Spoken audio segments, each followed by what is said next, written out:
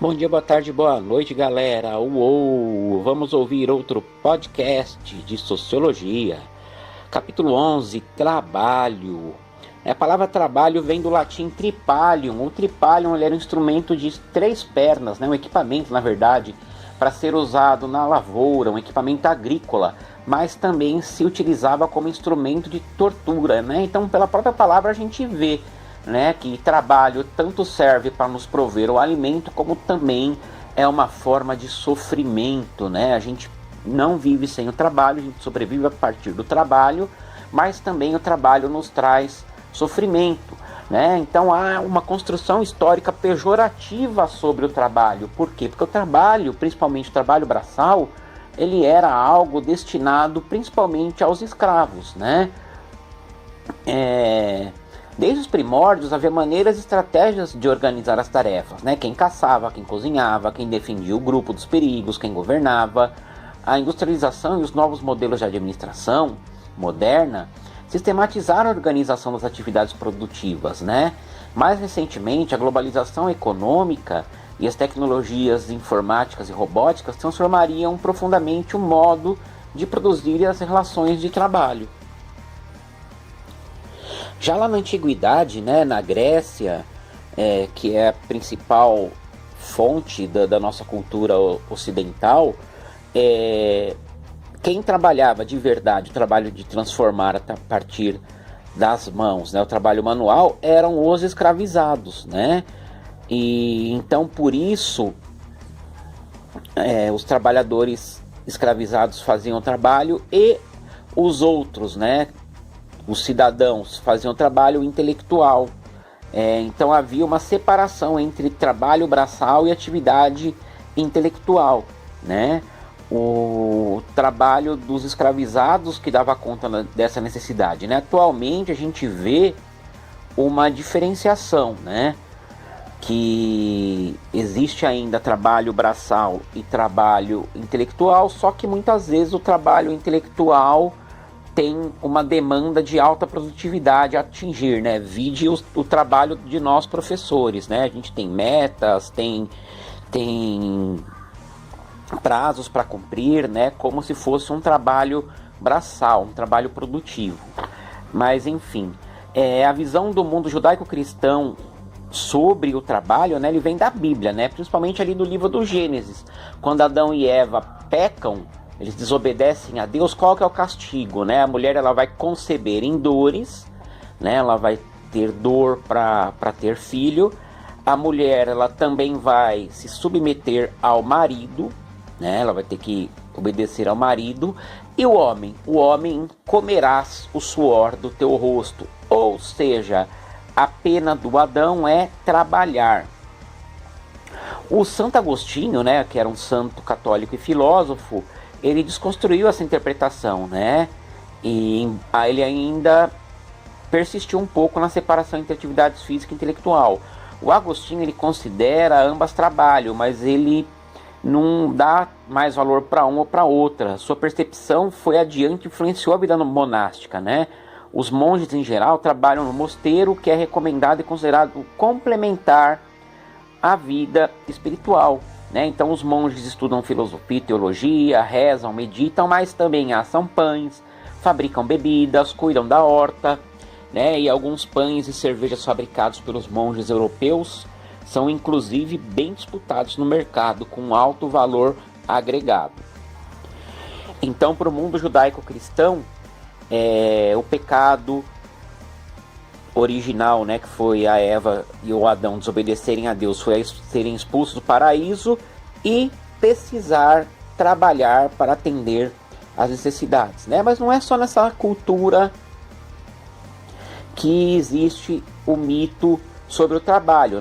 Por exemplo, quem gosta de jogar God of War aí sabe, acho que é no primeiro ou no segundo God of War, tem lá o Prometeu, que ele está sendo atacado por uma ave que todo dia bica o seu fígado. Isso aconteceu por quê? Porque o Prometeu ele roubou o fogo da forja de Éfesto, o deus do fogo, e levou para os seres humanos. Por quê? Porque aí os seres humanos conseguiriam fazer os seus trabalhos. E os deuses ficaram furiosos com o Prometeu e os Zeus, né, deu esse castigo para o Prometeu, né? Ele seria imortal, preso para sempre numa rocha, e todos os dias o fígado dele renasceria e seria bicado, né, dilacerado por uma águia, né? Quem joga lá o God of War vê essa cena. E aí o Kratos mata o Prometeu, aquela morte piedosa, né? Ele morre, mas não sofrerá mais. Então, com o fogo, o ser humano conseguiria fazer muitos trabalhos, né? Pensem nos trabalhos manuais, os trabalhos que produzem as coisas que nós precisamos para o nosso dia a dia. Se não todos, a maioria deles de alguma maneira depende do fogo, né? Então, para que existisse o fogo para o homem trabalhar, houve o sofrimento do Prometeu. Então, as mitologias, elas sempre vão associar trabalho com sofrimento, né? Eu lembro que o meu pai, quando eu era criança, já dizia que o trabalho era a cruz que o homem tem que carregar, né? E se a gente pensar, quem carregou a cruz foi Jesus, né? No sofrimento. Então, essa associação trabalho e sofrimento, ela é antiga. E se a gente parar para pensar, vamos ver a vida dos escravos e dos servos, né? A escravidão, ela surgiu lá na antiguidade, geralmente ela era por algumas razões. Quem não pagava suas dívidas era escravizado. Quem cometia algum crime era escravizado. Estrangeiros que eram capturados nas guerras eram escravizados, né? E às vezes também pessoas que eram de castas consideradas inferiores, né? Cor de pele considerada diferente, né? Por exemplo, os negros foram escravizados pelos portugueses porque os portugueses acreditavam que as pessoas de pele escura eram inferiores, né? Que eles eram descendentes do Cã. O Cã foi amaldiçoado pelo seu pai Noé, né? Então, na antiguidade era mais por questões de nacionalidade, né? No mundo moderno, por cor de pele. E a servidão? O servo, assim como o escravizado, ele também não tinha remuneração. Ele não ganhava salário. Ele era alguém que ele ficava na terra de algum senhor e não podia ir embora. Ele estava preso à terra, né? Então ele tinha que trabalhar e produzir para o senhor. Ele era explorado de todas as formas. Mas ele não era como o escravizado. O escravizado não era considerado gente, ele era considerado coisa.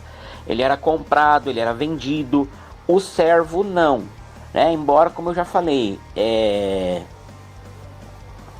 o servo ele não ganhava dinheiro, assim como o escravo também não ganhava dinheiro. O servo também era submetido a castigos físicos, assim como o escravizado. Mas o servo ainda era considerado gente, né? E os dois sistemas, né, eles vigoraram durante bastante tempo, né? A servidão surgiu lá no final do Império Romano, atravessou a Idade Média e foi até o século XVIII, né? E tem também a servidão dos czares russos, né? Que durou até 1861, quando o czar Alexandre II terminou, né? Mandou acabar, extinguir a servidão na Rússia. E a escravidão, o Brasil, a escravidão moderna, né, que é por cor de pele, o Brasil foi o último país a acabar totalmente com ela, né? Acabou com ela com o decreto da Princesa Isabel, né, a Lei Áurea, no dia 13 de maio de 1888. Beleza, galera? Na semana que vem a gente continua a segunda parte deste capítulo. Até mais! Uou!